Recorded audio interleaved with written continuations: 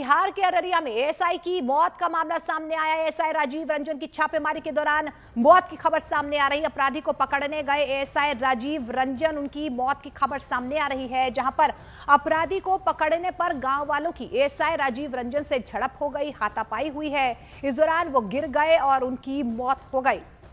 तो बिहार में एएसआई की मौत का मामला यहां पर सामने आया है। एएसआई का नाम राजीव रंजन बताया जा रहा है। जानकारी मिल पा रही है कि एएसआई राजीव अपराधी को पकड़ने गए थे, छापेमारी करने गए थे और जैसे ही एएसआई उनके घर पर पहुंचे, वहां पर अपराधी को पकड़ने पर गांव वालों की एएसआई की राजीव रंजन से झड़प हो गई। इस दौरान राजीव रंजन गिर गए और उनकी मौत हो गई। तो एएसआई राजीव रंजन की गांव वालों से झड़प हुई। गांव वालों से जैसे ही झड़प हुई, वो गिर गए और उनकी मौत हो गई। अपराधी को छुड़ाने के लिए एएसआई यहां पर गए थे, लेकिन इस बीच गांव वालों की तरफ से इसका विरोध किया गया।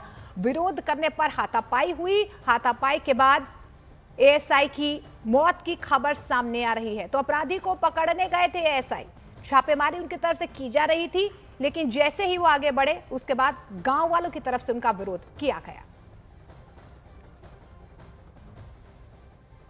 कल रात में फुलकाहा थाना क्षेत्र में लक्ष्मीपुर पंचायत है, वहाँ पर एक क्रिमिनल अनमोल यादव है, क्रिमिनल जो नरपतगंज का रहने वाला है, लेकिन वहाँ आने की सूचना थी। उसी सूचना पर थानाध्यक्ष फुलकाहा के नेतृत्व में टीम गई थी वहाँ छापामारी करने। छापामारी करने के दौरान वहाँ पकड़ भी लिया गया था अनमोल यादव को। पकड़ने के बाद वहाँ ग्रामीण जो उसके सहयोगी थे वो जुट गए और उन्होंने उसको जबरदस्ती छुड़वा लिया। उसी छुड़वाने के क्रम में धक्का मुक्की में ये अचेत अवस्था होकर गिर गए हैं। ये हमारे एएसआई राजीव मल, और इनको तत्काल हॉस्पिटल ले जाया गया, जहां इनकी मृत्यु हो गई। खैरा चमदा नरपतगंज थाना अंतर्गत के एक अपराधी है अनमोल यादव।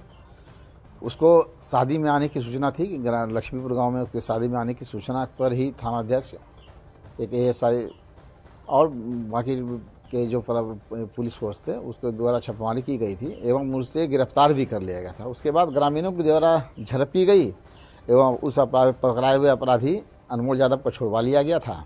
और उसी झड़प के दौरान फिर एएसआई विजय कुमार मल जो गिर पड़े और उसके बाद उसे इलाज के लिए राजकीय अस्पताल यहाँ फॉर्टिजन मंडलीय अस्पताल लाया गया था। चिकित्सक द्वारा देखकर उसे डेथ डिक्लेयर कर दिया गया। तो बिहार में एएसआई की मौत के मामले में आरजेडी ने राज्य की सरकार पर सवाल उठाए हैं। वहीं जेडीयू ने एएसआई की मौत को दुर्भाग्यपूर्ण करार दिया। अररिया में एएसआई की हत्या, अब कल्पना करिए कि बिहार किस दौर से गुजर रहा है। कोई ऐसा दिन नहीं जहां अपराधियों के तांडव से आम आदमी परेशान नहीं होता, आम आदमी गोलियों के शिकार नहीं होता। कल राजगीर में, नालंदा के राजगीर में मनबढ़ो और मनचलो लोगों ने ताबड़तोड़ गोलियां चलाई। कई लोग घायल हैं, अस्पताल में भर्ती हैं। चारों तरफ गोलियों की बौछार, और वर्तमान जो सरकार है एकदम अचेत अवस्था में है। कोई मतलब नहीं, भगवान भरोसे बिहार चल रहा है। पुलिस ने वहां कई लोगों को गिरफ्तार किया है, ताबड़तोड़ छापेमारी भी हो रही है। एक एक व्यक्ति जो इस घटना में शामिल है उसकी गिरफ्तारी सुनिश्चित होगी। विपक्ष के लोग हाय तौबा मचा रहे हैं, भूल जाते हैं कि नीतीश कुमार जी का बिहार है जहां क्राइम और क्रिमिनल्स के साथ नो कॉम्प्रोमाइज की नीति है। किसी भी कीमत पर अपराधियों के मनोबल को बढ़ने नहीं दिया जा सकता है। बिहार ने वो दौर भी देखा है जब ऑर्गेनाइज्ड क्राइम हुआ करते थे, अपराध एक उद्योग बन गया था और पुलिस पदाधिकारी मूक दर्शक बने रहते थे। वहीं बीजेपी नेता कुंतल कृष्ण ने कहा है कि जिम्मेदार लोगों को उनके अंजाम तक जब तक नहीं पहुंचाया जाता है, जाबाज एएसआई को तब तक सच्ची श्रद्धांजलि नहीं होगी। बिहार पुलिस के एक जाबाज एएसआई आज शहीद हो गए।